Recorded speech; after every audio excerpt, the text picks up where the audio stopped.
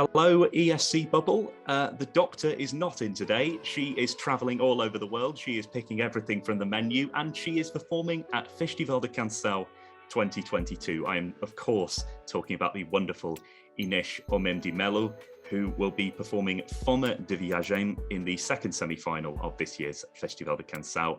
Hi, Ines. How are you today? What a lovely introduction. I just loved it. I was not expecting something like that. The first question I usually ask people is kind of how did your sort of music career started? But I really want to know a bit more about your day job. Like, what is it that you do? My day job is being an MD, so a medical doctor. And my specialty is psychiatry. I cannot say it's from Monday to Friday because sometimes we do weekends and emergency room, so it's kind of any day job. Actually, I did medical school in great sacrifice. Sure. It was very hard on me. I do like to study, but not so much. It's kind of the artistic, subjective, humanistic, social part of medicine. It saved my life, so to speak. I can do medicine because I met this part of it, so psychiatry. Fantastic. So it would usually be me who's booking an appointment with you, but today you're booking an appointment with us. Lovely. It really feels good for change that people are that I get the chance to speak about myself. Because it's usually the other way around, and for the first interviews that I had, it felt a bit odd. Yeah. So where does music come into this? Is it kind of like a side project? Like, how does it fit into your sort of daily life? It's always been both activities for me. I was studying music at the same time. I did conservatory of classic singing. At first classic, and then I did jazz. So then it was like a imposter syndrome both ways. So when I was in medicine, I felt, I hope nobody finds out how much time I spent studying music, and vice versa. Actually, I started to do live concerts a few years before I started working as a doctor. Believe me, it was really, really hard on my mind, and music kind of got me through it. And then I started doing live concerts. I had a band of world music. And when I started working as a doctor, I moved to Lisbon, which is not my hometown. I live in Porto. And I started to work as a doctor, and I started working as a fado singer at the same time. Oh, wow. We do need to talk about your song for Festival da Canção as well, which was written by the fantastic Pedro Marks. And I need to ask you, like, how did you meet and how did this come about? Pedro, I met Pedro in very unusual circumstances. I met him for the first time in studio to record another song, a request from my mom to offer my sister before she gave birth to my nephew, Vasco. My mom has this kind of weird idea sometimes, and she wanted to give a musical gift. So she wrote a poem, and she ordered this composer an original song. She met Pedro in gymnastic classes, so it's random composer. And I instantly, it was musical love at first sight. I really like the way he writes and his vibe. He's like this crazy genius, Einsteinish vibe. I had this dream of trying Eurovision, but I had never met the right person. Then I was like, Pedro, would you like to write a song for RTP? Because the submission date was really close. It was like 3 weeks or 4 weeks. Oh, wow. Yeah, it was really tight. And he said, that's yes. Amazing. It's probably when you make the best music, when you just know that it's right. Yeah, and we didn't think much. It was like, let's do this. The fact that you wrote that song in 3 weeks, that's really impressive. I mean, there's so much going on. Like, it's in so many different languages. It's very orchestral. It's very sort of, you know, stripped back, but it's also very cheeky, very sort of playful. How is sort of traveling special to you, and why did you want to put it into this song? It was actually one request I had to Pedro. I said to him, I really want this song to be in several languages. I put a lot of effort into it when I was a teenager to learn languages. So I wanted it to be in many languages, kind of to pay justice to teenager me and to Eurovision spirit. And he sent me this draft of a song that he had for many years.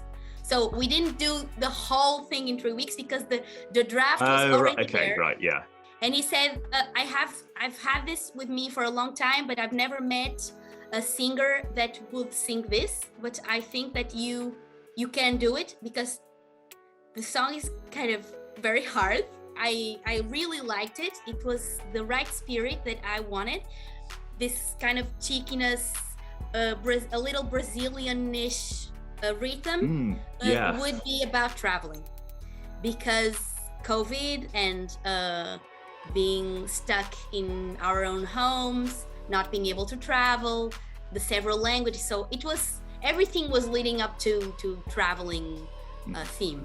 And then we needed somebody to make it right, because to put several languages together and rhyme, it's special. And Pedro usually works with this lyricist guy who, like me, likes a lot to speak different languages, so it was a perfect marriage. I really wanted words from Life is Beautiful of Roberto Benigni. Buongiorno Principessa. And Life is Beautiful in Italian is La Vita Bella, which is also in the song. So the lyricist was great, because sometimes they kind of resist anybody's requests, but he was super welcoming my suggestions. Also, like in Spanish, there's this expression echar de menos, which is like feeling the Portuguese word saudade. It's kind of the closest thing. In the song we have echo de menos viajar, so it's really directly the theme of the song. And then we were summoned to the studio. This Swedish friend also went there, because I don't know Swedish, and I wanted somebody to say the words in the right accent, so I wouldn't. I think if you're writing a Eurovision song, it always helps to have a Swedish person to help as well. Oh my God! And you have no idea, this Swedish friend, he is 51 years old. He's called John Paul, and he did vocals in Eurovision. When he was like 30. Everything just sort of fell into place. This sounds amazing. Yeah, he lives in the building of Pedro. So he has this like second house in Portugal. He comes here often, and he bought this apartment from Pedro's building. He actually recorded one of the man vocals in my song was recorded by John Paul. Brilliant. Yeah, it was meant to be that he came and gave us his experience. He's like, Ines, you don't know what is coming. We knew. I mean, for a start, there was probably going to be an amazing story behind writing the song, but I didn't quite expect this. What can we expect on stage at Festival da Canção and potentially at Eurovision? There is this kind of Broadway musical spirit in the song, and a lot of people were mentioning Disney and Mary Poppins, which we didn't see this coming, and the Beauty and the Beast, which neither me or Pedro ever watched. And we're like, oh my God, we must watch this now, because see what everyone's talking about. We will pay like a little tiny tribute to this. I identify a lot with Mary Poppins' character, so I was really fond of this comparison. the character Mary Poppins is like this complete hymn to creativity and to naivety, to childhood, to seeing everything from the bright side. She is amazing. And I think the song really does have a lot of that spirit in it. Something I have picked up on is that because I've interviewed a couple of people doing Festival da Canção this year, and I've sort of had to tease Eurovision out kind of at the end, but you've been mentioning Eurovision throughout this conversation. Like, I can tell, you know, Eurovision is probably at the front of your mind. Like, how much of a fan of Eurovision are you, and what are your kind of favorite memories of it? I'm not gonna lie, Eurovision is my dream. Fantastic. And the only way to get there is doing all this. I realized Festival this year has really, really amazing songs, so it's still in the dream domain. It's all in the same chapter, the speaking different languages, loving to travel. It's all Eurovision spirit. You did mention that this year's Festival da Canção is really strong, and I think that's an opinion shared by us as well. How many of the other songs? Well, I imagine you've probably listened to all of the songs, but yeah, many times. Which ones are your favourites? The band, Os 4:30. Yes. Well, there was a picture on Instagram, and I was hoping you'd bring them up because that's one of my favourites, other than yours as well.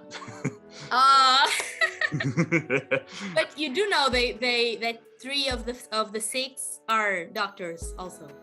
Oh no, I didn't know that. One is a pediatrician.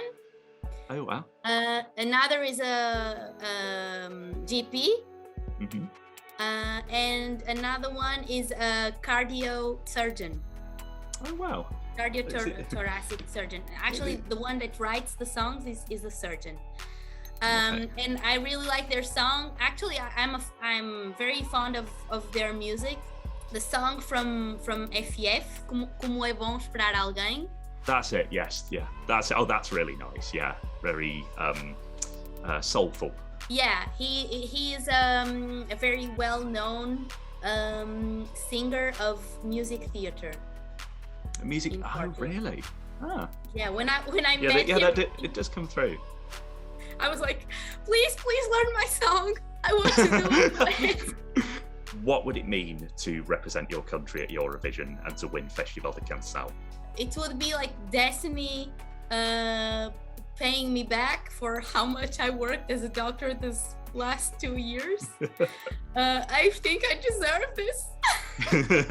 It would be a story to tell my whole to tell the life. grandkids. Yeah, I feel I'm because everybody has such a great career already.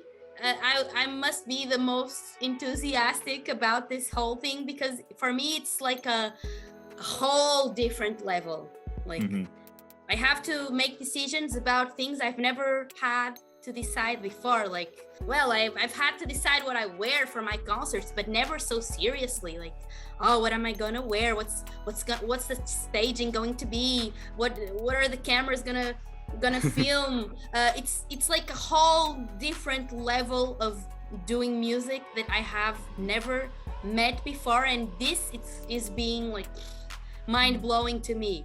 Very serious decisions for someone who is used to decide which is the best antidepressant. Lovely, and that is a lovely place to end this. Ines, thank you so much for chatting today. I think the fans would love to see you do well at Festival da Canção. Thank you so much for coming, and best of luck in the show, and hope to see you in Turin. Okay. Thank you very much. Thanks to you. Thank you I really so love much. this interview.